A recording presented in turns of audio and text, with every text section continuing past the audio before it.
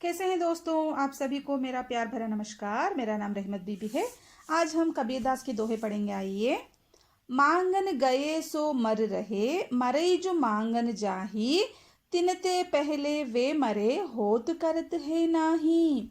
तो इस दोहे में कबीरदास कह रहे हैं कि यदि कोई किसी से कुछ मांगने के लिए जाता है, मतलब दूसरों का मदद मांगता है, तो समझो कि वह मर गया। यानी कि वह अपना स्वाभिमान, अपना खुद गर्ज सब खोकर, सबको दबाकर दूसरों से मदद मांगने के लिए जाता है। अगर सामने वाला तिनते पहले वे मरे, होत करत है नाही, अगर सामने वाला मदद करने के लायक होकर भी, यानी कि उसके पास मदद करने के लिए जो ताकत है, पैसे है, सब कुछ है, लेकिन वो फिर भी मदद नहीं कर रहा है, तो उससे पहले वो मर जाता है। इसका मतलब है कि जो मदद करने के लायक है फिर भी वो नहीं कर रहा है, मुकर जाता है, तो पहले वाले से दूसरा वाला पहले मर जाता है, मर चुका होता है। यानी इस दोहे में कबीरदास कह रहे कि हम किसी से दूसरों से मदद मांगते हैं तो अपना स्वाभिमान सब खोकर मांगते हैं। अगर आगे वाला मदद करने के लायक होकर भी उसके पास सब कुछ रहकर भी वो मुकर जाता है, तो उससे पहले ये खुद मर जाता है। यानी कि वो होकर भी, मदद करने के लायक होकर भी नहीं कर रहा, इसलिए ये पहले मर चुका होता है। तिनते पहले वे मरे, मतलब उससे पहले ये मर जाता है। तो इसमें कबीरदास बता रहे कि अगर हम किसी का मदद करने के लिए लायक है, यानी कि कर सकते हैं, तो जरूर करना चाहिए, क्योंकि आगे वाला अपना स्वाभिमान खोकर दबाकर ही दूसरों के पास आता है मदद मांगने के लिए। इसलिए हमें मुकरना नहीं चाहिए। अगर कर सकते हैं तो कर देना अच्छा है। तो दूसरों को मदद करने से हमें भी बहुत दिल को अच्छा लगता है। मैं इसको तेलुगु में भी एक्सप्लेन करूंगी, सुनिए। मांगन गए सो मर रहे, मरे जो मांगन जाही। మనము వేరే వారి వద్దకి సహాయం అడగడానికి వెళ్ళినప్పుడు మనము మన యొక్క స్వాభిమానము అంతా విడిచిపెట్టి, మన యొక్క గౌరవం, మర్యాద అంటే కొంచెం తక్కువ చేసుకుని, మనల్ని మనం కొంచెం అణగదొక్కుని తక్కువ చేసుకుని మనం వేరే వాళ్ళని సహాయం అడుగుతాం. అంటే మనకి వేరే వాళ్ళ దగ్గర చేయి చాచడం ఎవరికి ఇష్టం ఉండదు అలా మామూలుగా అయితే. కానీ అడగవలసిన అవసరం ఒక్కొక్కసారి వస్తుంది, తప్పని పరిస్థితి వస్తుంది. అలాంటప్పుడు మన స్వాభిమానాన్ని పక్కన పెట్టి మనం వేరే వారి దగ్గర చేయి చాచుతాము, సహాయం అడుగుతాం. అలాంటప్పుడు అవతలి వాడు సహాయం చేసే యొక్క తన దగ్గర సామర్థ్యం ఉన్నప్పటికీ చేయకుండా మొహం చాటాడంటే అతని కంటే ముందు ఇతనే చనిపోయినట్టు లెక్క అంటున్నారు కబీర్దాస్. అంటే ఎవరైతే సహాయం చేయగలిగిన సామర్థ్యం కలిగి ఉండి కూడా చేయడానికి మొహం చాటేస్తున్నారో వాడే ముందు చనిపోయినట్టు లెక్క. అంటే ముందు వాడు తన అహంభావం, తన స్వాభిమానాన్ని చంపుకుని తను చనిపోయినట్టు, సగం చనిపోయి సహాయం అడుగుతున్నాడు, కానీ ఇతనైతే పూర్తిగా చనిపోయినట్టు లెక్క అని అంటున్నారు కబీర్దాస్. అంటే మనము వేరే వారికి సహాయం చేసే ఒక సామర్థ్యం ఉన్నప్పుడు చేస్తేనే మంచిది, మనసుకి హాయిగా ఉంటుంది.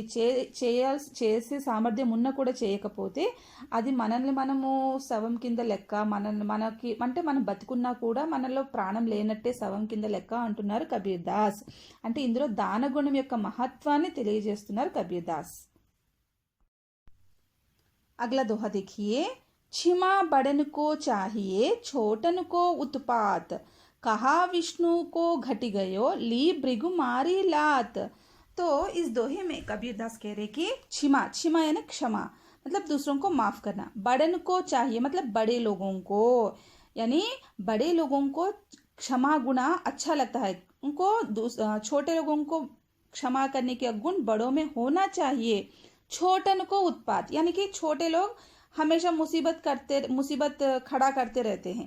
यानी कि ऐसा कह रहे कि क्षमा करने का गुण बड़ों में होना चाहिए, मुसीबतें खड़ा करने का गुण, यानी कि छोटे लोग हमेशा, क्योंकि उनके पास अज्ञानता के कारण या कुछ भी कारण वो उत्पात हमेशा कुछ गड़बड़ करते रहते हैं या मुसीबतें खड़े करते ही रहते हैं।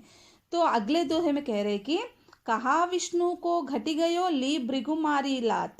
यानी कि हम बड़े लोग, अगर छोटे लोग मुसीबतें करने पर भी, गड़बड़ करने पर भी, अगर कुछ गलत करने पर भी बड़े लोग क्षमा कर देना चाहिए। छोटे लोग कुछ भी करने पर, बदमाशी करने पर भी उन्हें माफ कर देना चाहिए। उसका उदाहरण नीचे लाइन में बताते हुए कह रहे कि कहा विष्णु को घटी गयो ली भृगु मारी लात। भृगु महर्षि ने विष्णु को अपने छाती पर वक्षस्थल पर लात भी मार लिए, तो भृगु को क्षमा कर दिया ना विष्णु जी। इसी तरह हमें छोटों को, यानी कि वो कभी कभी ऐसे गड़बड़ मुसीबत करने पर भी, खड़ा करने पर भी, कभी बदमाशी करने पर भी, या कुछ भी गलत काम करने पर भी हमें उनको क्षमा कर देना चाहिए। यानी कि बड़े लोगों का ये गुण होना चाहिए कि छोटे लोग कुछ भी करने पर भी उनको क्षमा करने का गुण बड़ों में होना चाहिए। तो इस दोहे में कबीरदास कह रहे कि क्षमा गुण होना बहुत ज़रूरी है, क्योंकि अगर छोटे लोग कुछ भी करने पर भी हमें उन्हें क्षमा कर देना चाहिए, क्योंकि वो छोटे हैं समझकर क्षमा कर देना चाहिए प्यार से। तो इसको मैं तेलुगु में भी एक्सप्लेन करूंगी, देखिए। क्षमा బడను को चाहिए छोटను को उत्पात।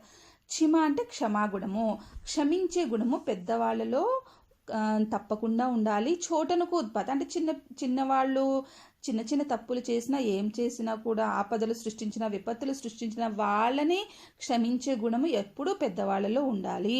దాని యొక్క ఉదాహరణ మనకి కింద లైన్లో వివరిస్తున్నారు చూడండి. కహా విష్ణుకో ఘటిగయో లీ భృగు మారి లాత్. కహా విష్ణువుకు ఘటిగయో అంటే భృగు మహర్షి విష్ణువుని ఒకసారి తన వక్షస్థలం మీద తన్నినప్పుడు విష్ణువుకి ఏమైంది? తను ఏమైనా అరిగిపోయాడా, కరిగిపోయాడా? క్షమించేశాడు కదా, భృగు మహర్షిని క్షమించేశాడు కదా. అంటే ఒక్కొక్కసారి ఒకవేళ అర్థం చేసుకోకపోవడం వల్లనో, వాళ్ళ అజ్ఞానత వల్లనో ఒక్కొక్కసారి వాళ్ళు చిన్న చిన్న తప్పులు చేసినప్పటికీ కూడా క్షమించే గుణం ఎప్పుడు పెద్దవారిలో ఉండాలి. ఇక్కడ క్షమించే గుణం యొక్క మహత్వాన్ని తెలియజేస్తున్నారు కబీర్దాస్. మనలో ఎప్పుడు క్షమాగుణం ఉండాలి పెద్దవాళ్ళలో. ధన్యవాద్. మీకు ఈ వీడియో నచ్చితే ఒక లైక్ చేయండి, షేర్ చేయండి, సబ్స్క్రైబ్ చేసుకోండి. మీరు నన్ను ఇంకా ఎంకరేజ్ చేసిన మీకు